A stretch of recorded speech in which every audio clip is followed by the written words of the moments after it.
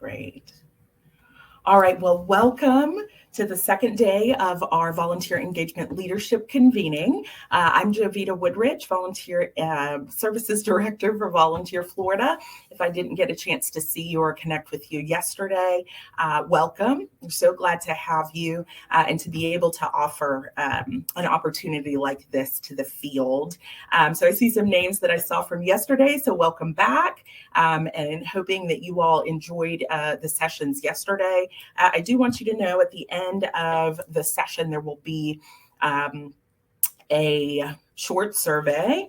And so I really hope you complete that and, also share what other trainings you might be interested in. We will do a smaller sort of series next fall, but then throughout the year, we have continuing education training. Sometimes I do them, sometimes we will bring in other speakers. But if there are topics you would like us to cover, please let us know. You can either do that in the survey or feel free to email me anytime if you have any interest in that or have any ideas for us. And I'm going to go ahead and just put my email address in the chat. I am also behind volunteer at volunteerflorida.org. So either of those, I do get those. Okay, great. So we're going to just go ahead and get started. I would love for you to put your name and organization in the chat so we can kind of see who's here, as well as maybe where in the state or in the country you might be. So I will wait and briefly see what we have here. I'm certainly interested to see how many of you may be connected to disaster organizations versus maybe other types of groups. So I know, for example, Colleen, certainly with emergency services, disaster services. Yep, the Red Cross. Okay, Parks and Rec, Red Cross. Okay, Habitat for Humanity, great. Animal Rescue. Welcome, Volunteer Iowa. Good to have you. Michelle's wonderful. I have a great relationship with her. All right, we've got United Way, Lee Hendry Glades. Another Habitat, wonderful. Broward College, fantastic. Hi, Chris. Okay, Episcopal Children's Services, great. Another Humane Society. Okay, wonderful. Thank you all for sharing those. And I did mention yesterday during one of our sessions on the networking tab for the convening, which you'll see in the top right when you're logged in there.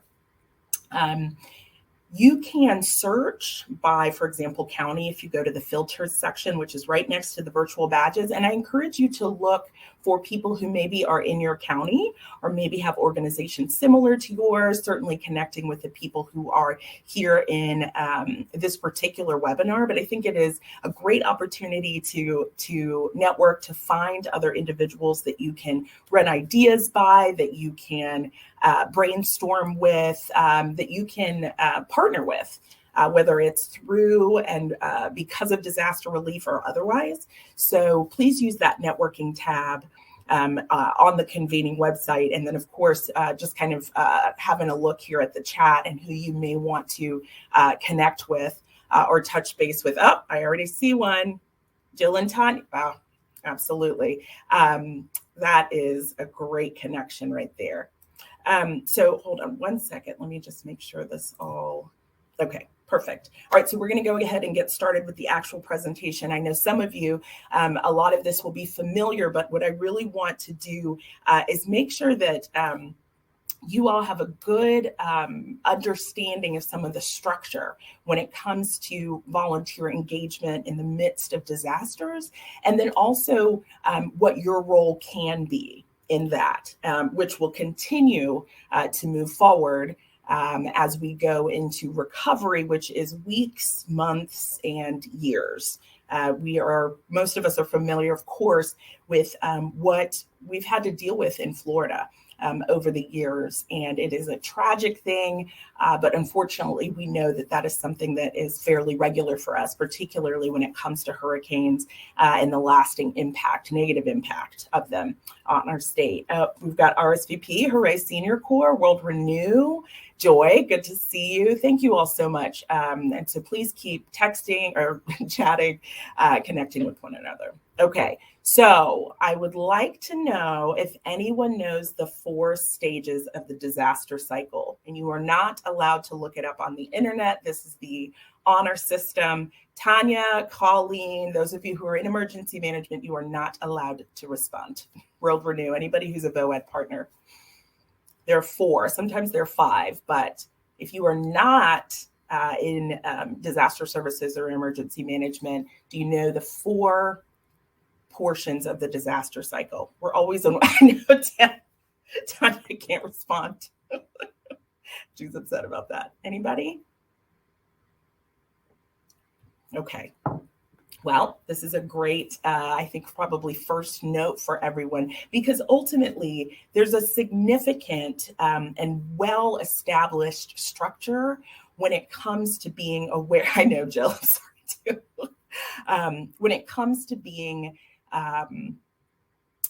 connected to this disaster cycle and all of the sectors being aware of what their roles are. There's lots of history there, lots of unfortunate circumstances that have led to innovations, that have led to better planning, all of those things. And so it's all connected when it comes to those sectors, when it comes to organizations and how volunteers, whether it's volunteers or donations, are managed. It all comes back to this one kind of space. Where are we in the disaster cycle? And we are always somewhere in the disaster cycle. Okay, because planning is a huge part of this response. So here's what those 4, Keely for the win. Well done. And let me see. Okay, you've connected to, you did VRC training. Okay, perfect. So here's what we have here. I want you to take a look.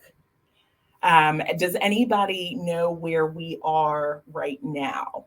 It's kind of right on the line, depending on who you talk to. Where are we right now in this disaster cycle?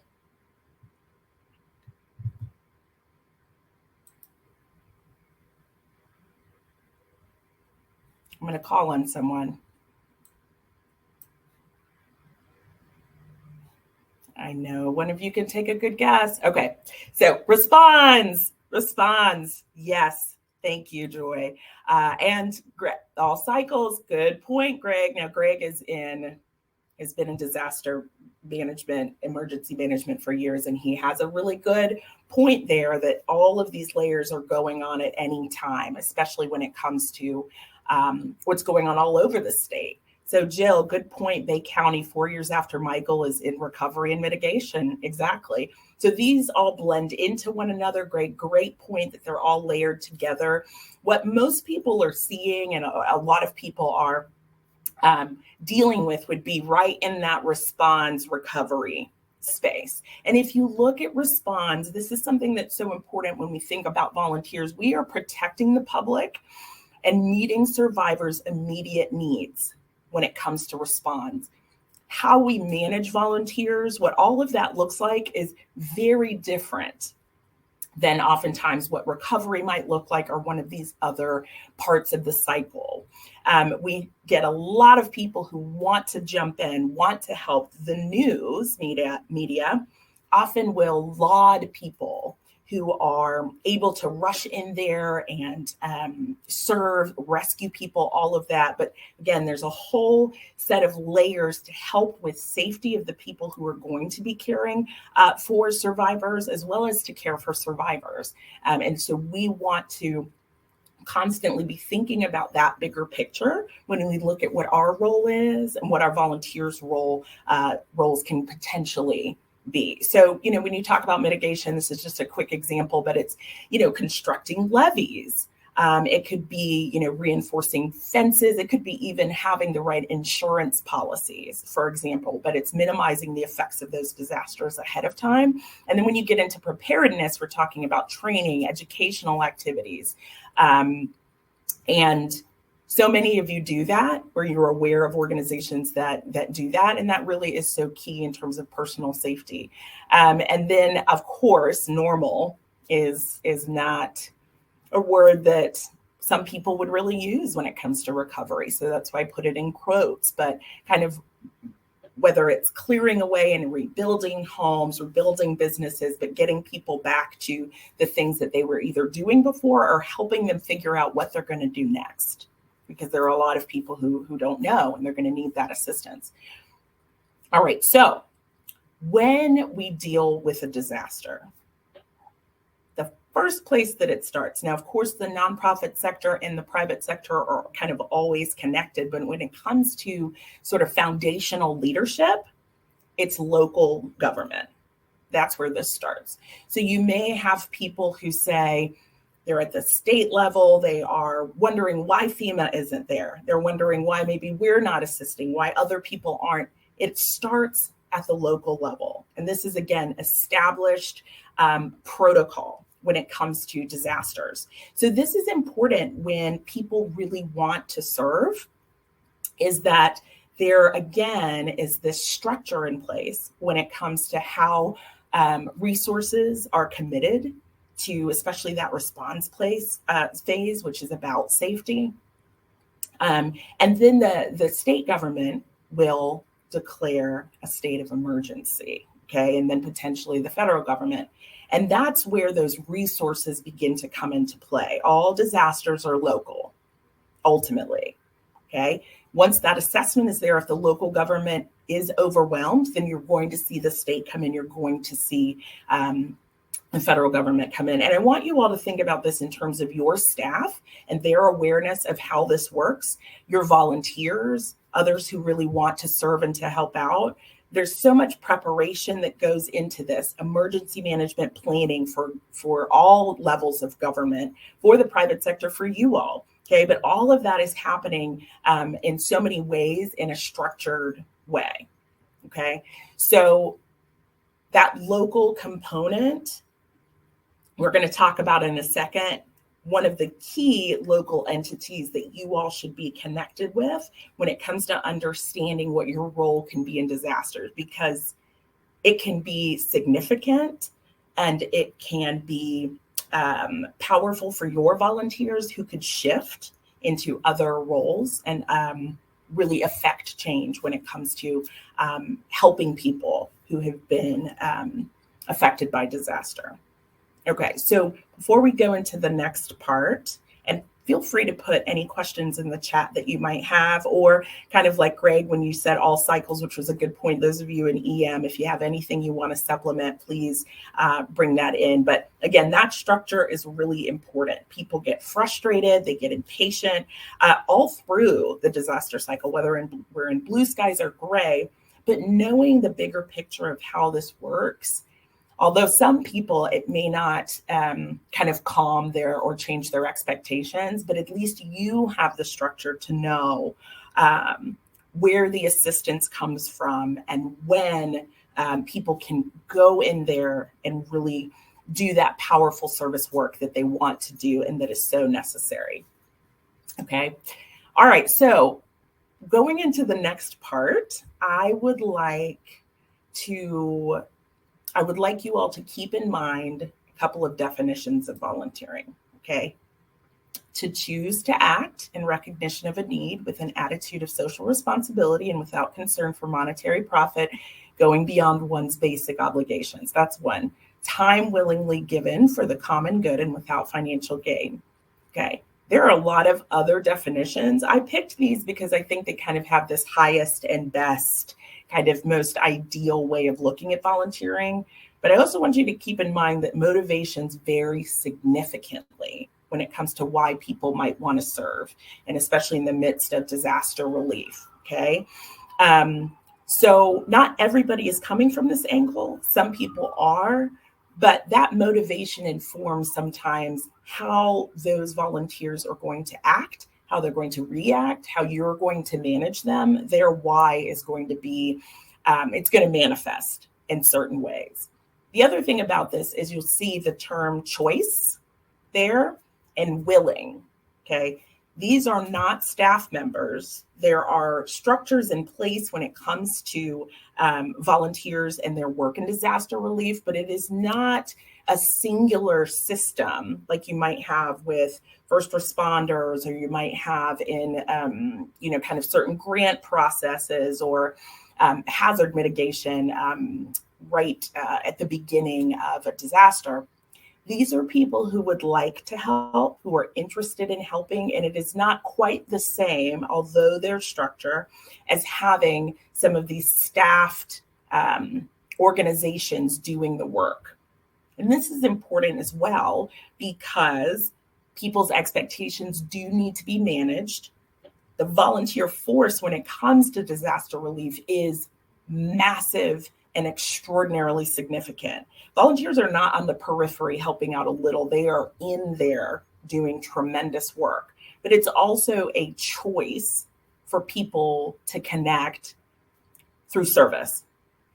So we have to remember that, yes, there are some structures in place, but ultimately these are still choices that people have, and we can't control whether people want to volunteer or not, why they want to volunteer, why they want to show up, all of those things. So the management of volunteers is a little bit unique in those spaces, but there are some systems, there are some ways that we can navigate the reality of people wanting to help and utilizing volunteers, mobilizing volunteers in a way that is most effective in the areas where people have just tremendous need. So I'm going to do a little bit of the government side because it is important. The private sector and the nonprofit sector are working in conjunction with the public sector in order to help people, in order to move through these areas of the disaster cycle. So no particular sector is doing this on their own, and no particular sector is less needed than another one. And that's also important. That conjunction work, it has to happen in order for people's lives to be saved, for homes to be rebuilt, for people to regain employment. All of these work together. Okay. All right. So at the top level, we have the State Emergency Response Team, and they're tasked with providing disaster assistance to the residents of the state of Florida.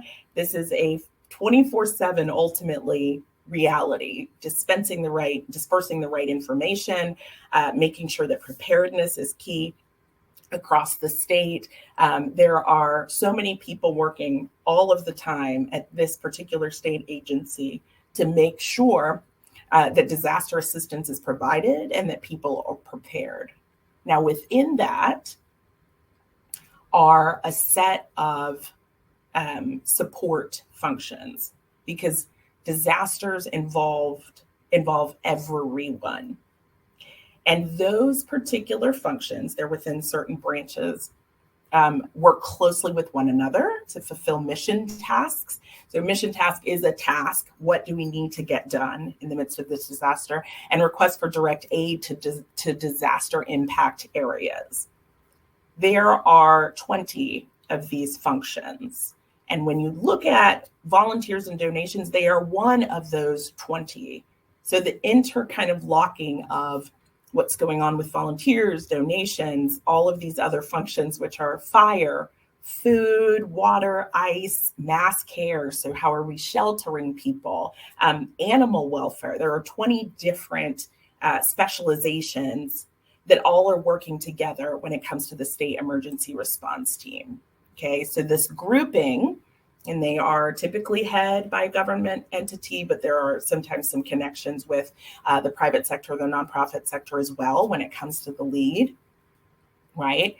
But these particular functions, they're groupings of government and certain private sector capabilities into an organizational structure to provide support, resources, program implementation, and services. Saving lives, protecting property and the environment, restoring essential services and critical infrastructure, helping victims and communities, returning to normal, again, following domestic incidents.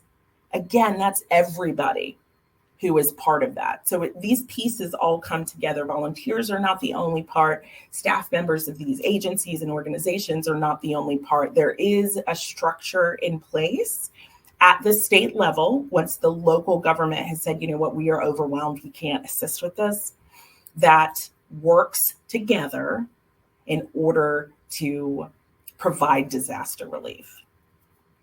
All right, so the next part, we're going to, again, come back down to your organizations here.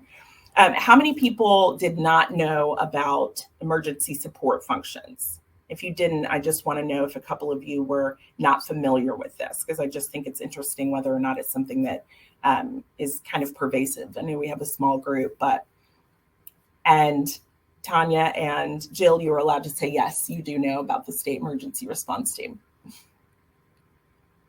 there anybody who was not familiar with this? Okay, I bet there are a few of you who may not have known. But this is something I think is really helpful, again, when we think about the structure. Thank you, Lua. Somewhat familiar, Ruben. Okay, Jill, see, you're allowed to say yes. You're very, very familiar with it. Okay, that's great. So this, again, when I am talking to a volunteer who really wants to be placed with an organization and they don't know what's going on, in my mind, when I think about all of the pieces that come together and where we are in the disaster cycle, that informs how I speak to people, how I speak to organizations, the kind of information that I share with them. So I think that that's why this kind of structure is so important to think about. All right, so we are ESF 15. And this particular function was created following Hurricane Andrew in 1992.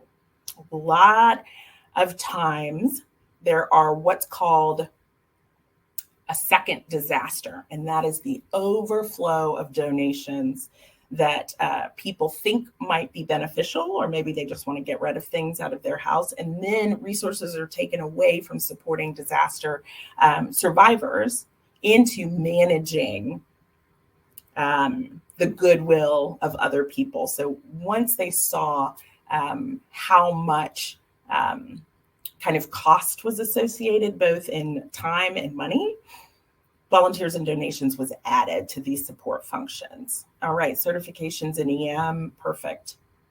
All right, so we are ESF 15 as the lead, Volunteer Florida at the state level. This is high level work. We are not placing volunteers. Many of you are, and we thank you for that. But we are about coordinating bigger picture, a lot of entities in the nonprofit sector primarily, but also that link between government and nonprofits, okay? So we lead this function. We administer the disaster fund, Florida Disaster Fund, but we partner with nonprofit and local and state government agencies to meet volunteer and donation needs, including our massive multi-agency warehouse. Adventist Community Services usually manages that. And so there are two large warehouses down in South Florida right now. And so you can look at a couple of those other components. So who was it? Jill, you're are you with the Long-Term Recovery Committee or the community, the COAD in Bay County? There's a little delay on my side with the chat. But I think Jill is really connected to the long-term recovery component of that Bay County area because of Hurricane Andrew. Long-term, great. So these groups are working closely with us and with one another when it comes to the organization and management of volunteers and donations before, during, and after disasters, okay? Really significant function as it is incorporated into the state emergency response team. So there is some organization at that level as well.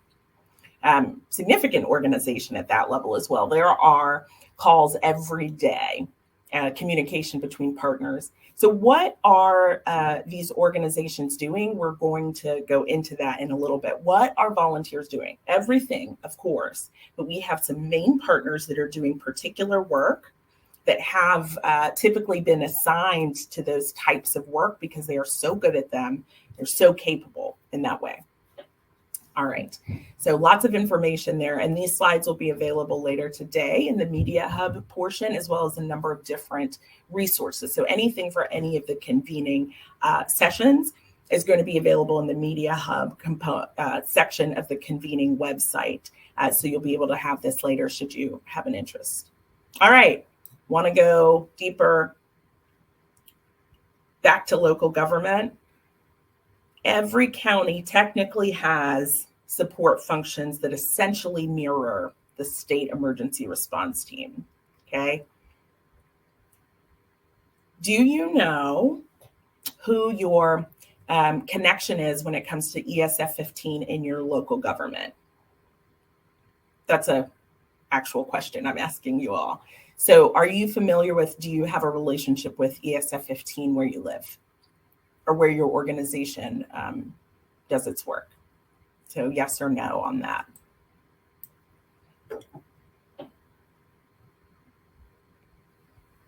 Yes, Jill, yes. Do you not know?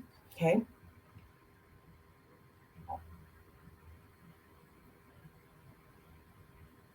Yes, great, great. Just started after Hurricane Ian. Great. Yes. Okay, wonderful. So thank you all for those. And that ESF 15 function can be through your county government, and it can be another entity like Brace, Be Ready Alliance over in Escambia County or the United Way of Palm Beach County. They're the ESF 15 lead for that county. That entity is so important for you to connect with. It's a great opportunity to just have a conversation about the kind of role your organization can have when it comes to any of the components of the disaster cycle. So if you have a set of volunteers that is with you throughout the year, how can those volunteers shift, pivot when it comes to disaster? What does that look like? Do you have a plan? Do you have thoughts about what you would do to help preserve your organization? What preparedness plans are in place for your own organization? And then if you are not in the affected area, how can you support the work of other organizations in your network? For example, other Habitat for Humanity groups or other Humane Society groups. Having those relationships ahead of time will give you a way and a plan to deploy volunteers when the time comes, which could be during preparedness, it could be during response, it could be during recovery. That feeling of what are we going to do goes away or is minimized at least a little bit when some of those relationships are in play. So I really encourage you to find out who your ESF 15 lead is in your area. Now, of course, in Southwest Florida at the moment, unfortunately, those connections are probably pretty inundated right now. But it is important for you to know, and not just know. So I'm glad you know, but also have a relationship. There are personnel changes in any entity. So knowing who in an up-to-date way would be that contact.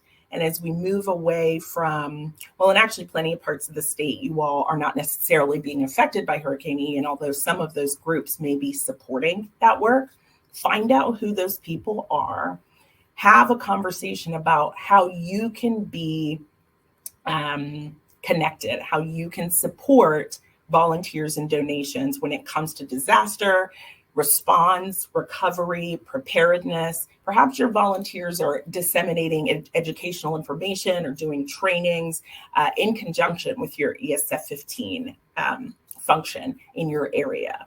How can they connect to the work of disaster relief so that you all are able to give them that sense of meaning? It gives them a sense of ownership of emergency management in your areas, and then also helps them be prepared if they need to support work in other areas of the state for a particular reason. Okay. So the other component, which is really great, is of ESF 15, is that they run a volunteer reception center if that need is there. And that pulls in spontaneous volunteers, which we'll talk about in just a minute. So knowing that connection is really great. Melody is in Arkansas. State Val is located in Recovery Branch. Okay, great. That's very similar for us. And welcome from Arkansas. Okay, so real quickly, I see a number of you who are VOAD partners, but I want you all to know as well who would be great entities for you to be connected with. And some of you are those entities. But VOAD members, voluntary organizations active in disaster, and there's a membership of these groups. So they're faith-based and non-governmental organizations, and they're working in conjunction with emergency management at the local, at the state level. Many have a national or an international presence.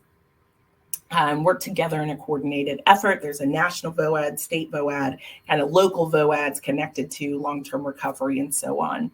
But again, your networking and connection with some of these groups, even if you don't think you have a role in disaster relief, is really important. Remember, we're talking about structure here and how key it is for planning and actually responding to disaster. It is for you to know that structure and be able to navigate that structure. It gives you an opportunity to pass down information, to know how to deploy those volunteers who may be at the ready for you. And then also when you see the news, when you hear people who might be frustrated, when you hear people who want to dive in, you have a sense of how that works, okay? And that structure is so important during times of disaster and beyond that. So that people stay safe, so that we can actually do the work. People think that it's not happening, but it is in this particularly structured way, so that disaster relief is as effective as it can be for people who are survivors. So that is a big part of who we work with on the state level and who ESF 15s work with on the local level. And we have a number of people on the call who are part of that VOAD group. Again, with that, know who the contact is, who the contact is now is an important component. You may have had somebody you've been working with for the last 5 years. Is that person still there? Is really important. Okay. All right, so let's go in to the types of volunteers during disasters. And I meant to tell you all, I am so sorry. I do not have a lovely voice right now, and I apologize for a number of different reasons, but I'm hoping it's not too grating on you all, but apologies for that, not having quite the speaking voice I would like to have this morning. So when it comes to people who are deployed to volunteer, we are talking hundreds, thousands, sometimes tens of thousands of people, depending on the nature of the disaster. We have two types of volunteers typically. We have our affiliated volunteers. They are already attached to a recognized voluntary agency. There are plenty of nonprofits out there that are doing really great work. What we're looking at is groups that are vetted, or groups that have kind of that established reputation when it comes to whether or not you encourage your volunteers to go serve with another entity during that time, or whether you want to be an entity that manages volunteers during disaster. That reputation, that credibility is really important. Okay, so those affiliated volunteers have specialized skills. And when we say specialized skills, that can just mean they're trained, for example, in shelter operations. They're familiar with how to do serving of food for large amounts of people. So when we say specialized skills, we're not talking doctor, lawyer, etc. Okay, we're talking about any particular type of disaster relief task that would be needed during a particular disaster. They may be trained and possibly certified. Again, that training is usually the application, the understanding of the organization, what that organization does, and they are under structured management. Okay, So this is really moving into the pipeline of how volunteers actually serve during disasters. It tends to be in the beginning, these affiliated volunteers, and this is the struggle when it comes to response, because really tens of thousands of people at that point want to come in and they want to serve. And again, this is your volunteers. Are they ready? And what does readiness look like? That is up to you, and being connected to that larger structure in your local area, potentially in your state, to have that connection to credibility, to reputation, to operations. How do you work with volunteers in the midst of disasters? How do their needs change? What do you need to have in place? All of that comes down to, at the organization level, A, the networking component, and B, having these volunteers ready. And that's a big part of our message throughout the year, right? Then this is who we're primarily dealing with.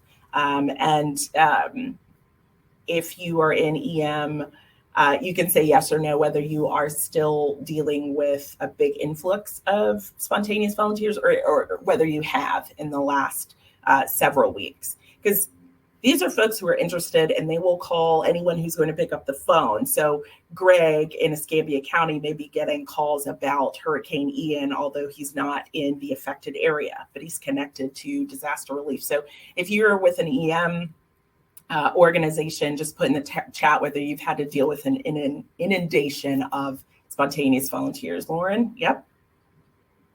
Tanya, Red Cross, yep.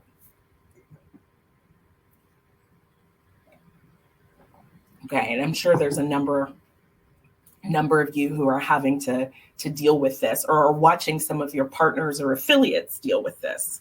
There we go. Michael, Jill, yes. Sharon, who's with Fish and Wildlife. So this is, again, all focus areas people are wanting to help. And again, these are folks in the chat who already are part of that structure, part of those, have those relationships. And these are some of the folks you want to be talking to when things have died down some, certainly from this particular disaster, about how you can be placed as an organization in the structure, and then also how you can support volunteer efforts, support the work of these emergency management organizations, and how your volunteers or existing volunteers can help. Because whether you're in the affected area or not, there are plenty of tasks that people can be helping with. These spontaneous volunteers, we have had a number of different ways we've tried to manage that over the years. And I think right after Irma, we ended up with a list of 30,000 people who wanted to volunteer. And I don't want to stress any of you EM people out with things that you already know, but or have had to deal with. We've had people who get frustrated because we don't want to pay for a plane ticket and a hotel for them to come down and volunteer. We get people who are frustrated because we will not tell them how to access the affected area.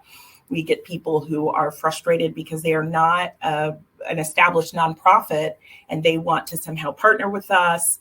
And so a lot of that managing is going on in the structure, where we know the people who can train and deal with spontaneous volunteers.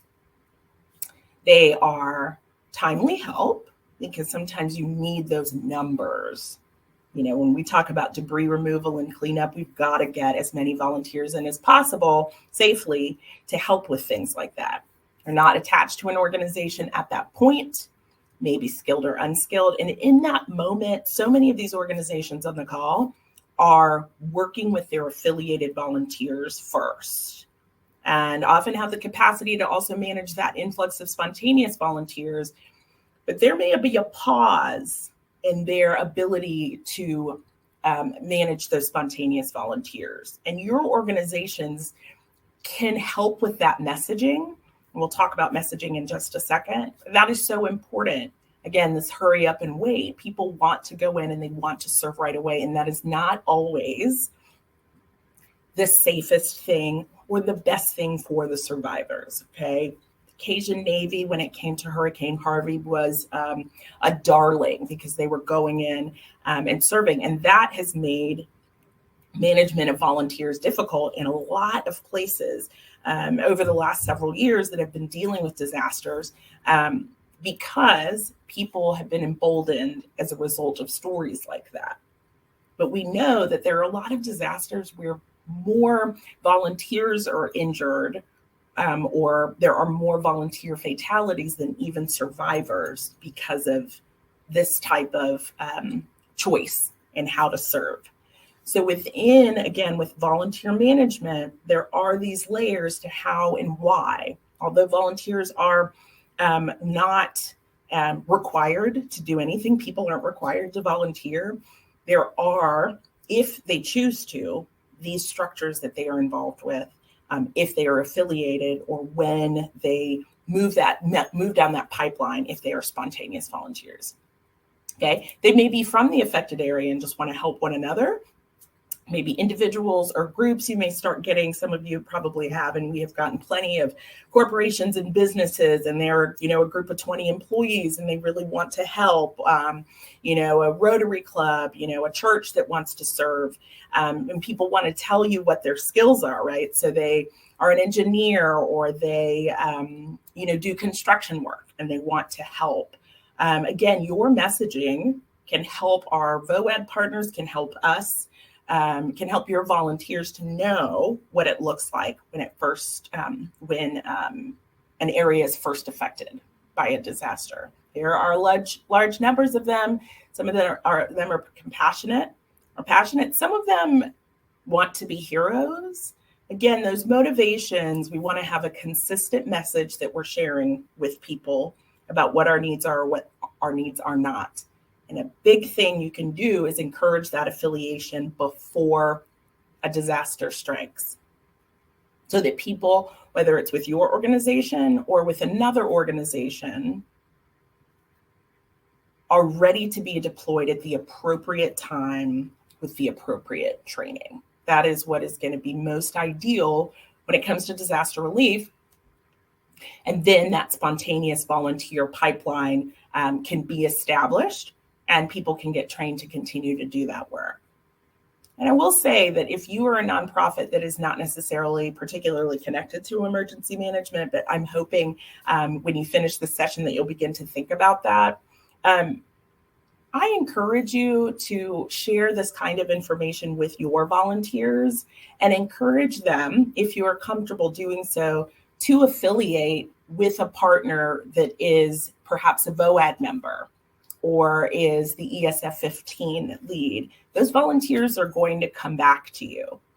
But if they have a desire to serve in disasters and you don't necessarily have a place for them in that, that can be a really encouraging thing for them, for you to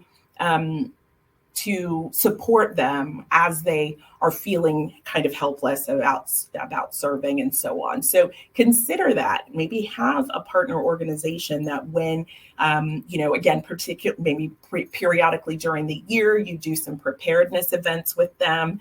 Maybe you do preparedness with your organization. If you're a humane society, you're partnering with, whether it's, the Red Cross or whoever, and you do that preparedness for animal welfare. I'm sure plenty of you do that, but making sure that that is consistently there, and that perhaps you have an organization where your volunteers go and train with them in shelter operations or whatever the case is, and can move into that space when you don't necessarily have a significant role in emergency management.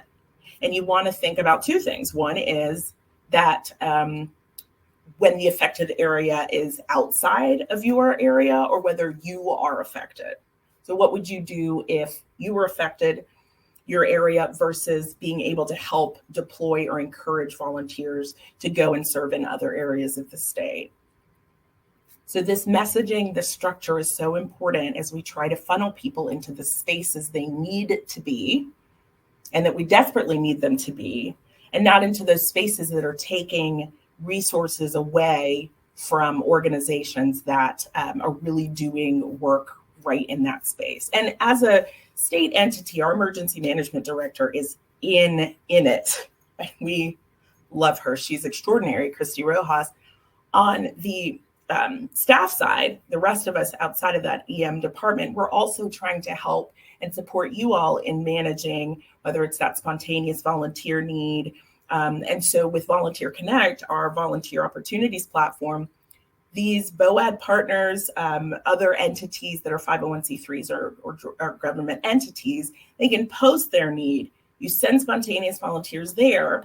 They may be frustrated because what they want is not there, but that's how they have an opportunity to participate. So we try to do that. We answer lots of calls and emails and try to manage some of that messaging as well. But you all can do that, help manage that messaging, help share detail about how volunteering works during disasters. So you may see that wonderful story about somebody who went in and saved 10 people. That might not be the thing that you retweet or that you post on Facebook, because what that's doing is potentially sending a message, although we want to have that positive, those positive stories, it's sending a message about how volunteerism works that is not appropriate.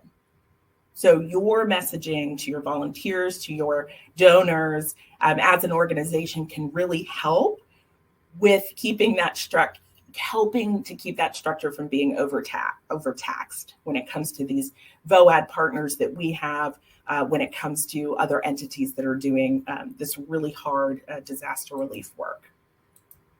All right, so what expectations does your community have of you, of your organization when disaster strikes, or of your volunteers?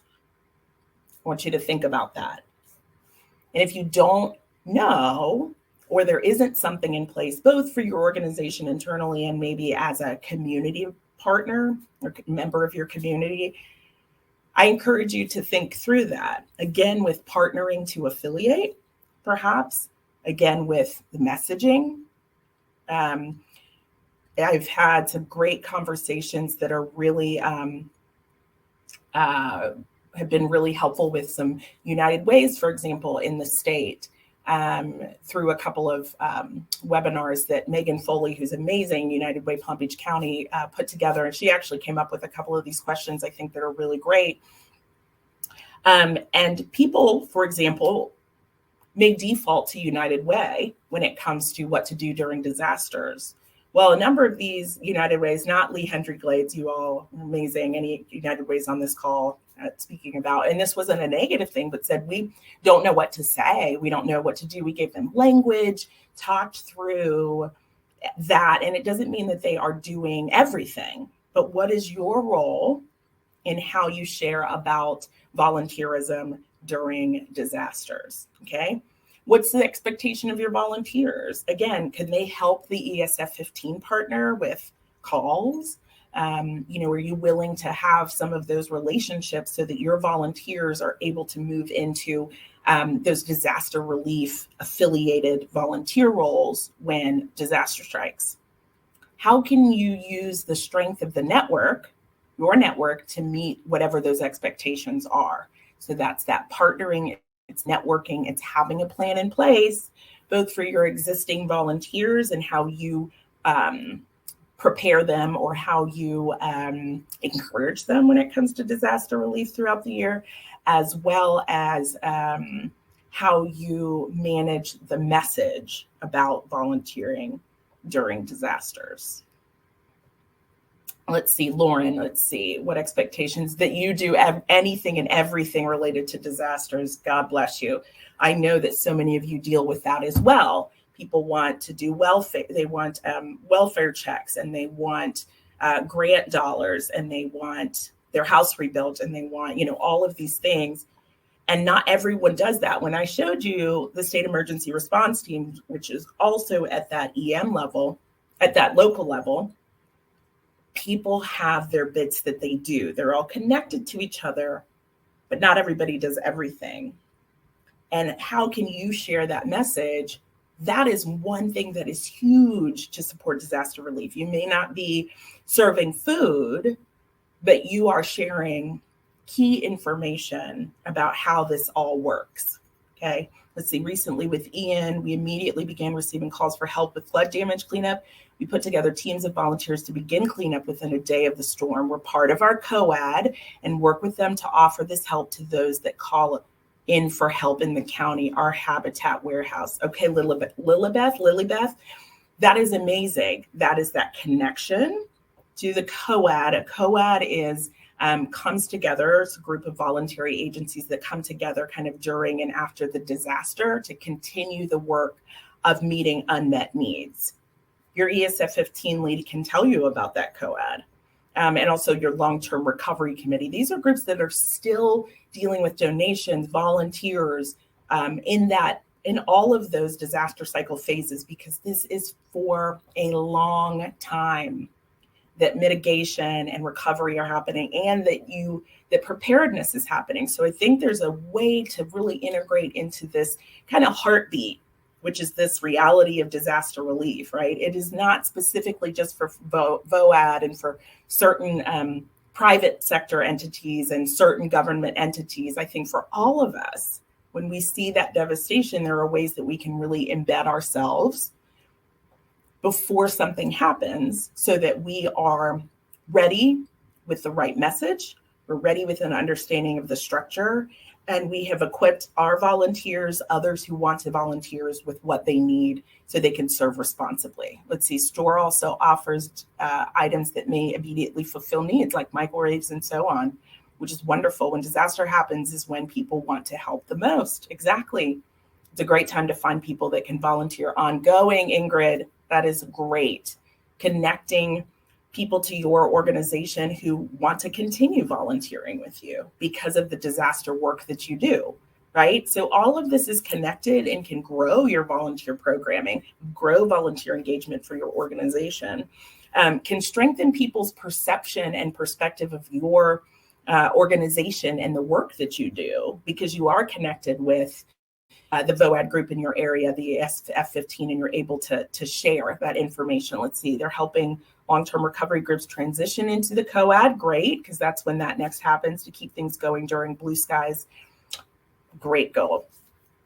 No, that's perfect. Let's see. Also, we have 72-hour plans for pre and post-disaster effort events. Always tweaking. We learn to train volunteers on the spot to assist with daily tasks and debris cleanup and animal care. It's fantastic. Knowing how to train spontaneous volunteers to do those things quickly is massive, extremely important. So I don't want to minimize the importance of spontaneous volunteers, but being prepared to receive them, knowing what your role is during a disaster or in anywhere in the disaster cycle, can really contribute to disaster relief, again, in that very effective way. Let's see, we've recently partnered with United Way in Northwest Florida on a huge volunteer program. Couldn't think of a better partnership. It's perfect, Jill. Let's see, that is an event that occurs that awakens something in people, and it's a great time to get their commitment at that time. Perfect. Such a good point, such good points. So again, so many of you have just a strong working knowledge or expertise far beyond mine when it comes to all of this. And, I would encourage you all, as you develop those relationships with others in your community, to continue to encourage people who may feel like they're kind of emergency management 2.0 or 3.0. What can I really contribute? To encourage those partnerships, go to your local arts council and talk to them. There's so many different areas that really can become these structured partners with all of these great, just like with all these great examples that people have been sharing in the chat here. So last couple of things: have a conversation with partners you're supporting, okay, or who are supporting you. Vetting responsibility, training responsibility, what skills will be needed. And we know if you've seen one disaster, you've seen one disaster. So certainly it doesn't mean that you're going to have a perfect plan for everything, because there are all kinds of hazards that we have to deal with, but there can be some preparation on that education side that can be helpful. So what would your volunteers be doing? How would you help to recruit volunteers? Who's going to vet those individuals What's the training responsibility? If you already have everything in place and you already have done the vetting and the training, or the vetting at least, you do a little bit of training, and then you all help with a call center, you help with, whatever that might look like. Encouraging first responders, who knows what kinds of support you may be able to provide, and again, what skills might be needed. So your homework, and again, I liked this is kind of Megan Foley's, some of her thoughts. Introduce yourself or refresh a relationship with your local ESF 15 contact. What expectations do you have of each other? Do you need capacity support? Do they need capacity support? What engagement opportunities are there for relationship building in between disasters? Again, that cycle is always going, but when it maybe is a little quieter in your area.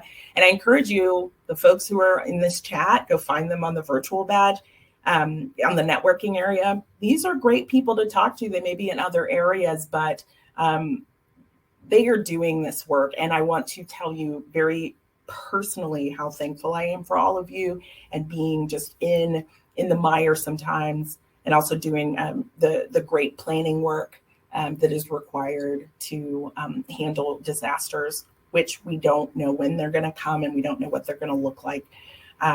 And so I want to say thank you so much to you all who are doing that work, and encourage those of you who are not as connected to do that, so that you can help with the funneling of volunteers, the training, the understanding of how it all works, so that they can manage their own expectations and hopefully share that with others. That helps everyone in this network ultimately. So I didn't really say, feel free to ask questions. Okay, questions. Any recommendation on how to encourage volunteers when they have specific expectations in mind on how to help? Yes. I am happy to send a couple of examples to you, Lauren, if you would email me. There's a video about it. There's a lot of language, and there are even case studies and examples. Sometimes people really need to see what some of those negative effects are, honestly, in order to understand and manage. Let me show you real quickly. On our website, pardon whatever's on there right now. So here's the information we have. This is FEMA language, all of this. But when disaster strikes, Floridians immediately search for ways to serve affected communities. You can support disaster relief efforts by connecting to available opportunities. And we've got this just because of Volunteer Connect. But here's our language. Immediate assistance for affected areas is provided by first responders, government groups, disaster relief organizations, and affiliated volunteers who have already trained to serve. Each organization that mobilizes volunteers during disasters has its own process for accepting and managing unaffiliated volunteers. As our partners or our partner organizations assess needs and evaluate resources, they will begin to organize a volunteer opportunities for unaffiliated volunteers. Remember, recovery work continues. So there's lots of things.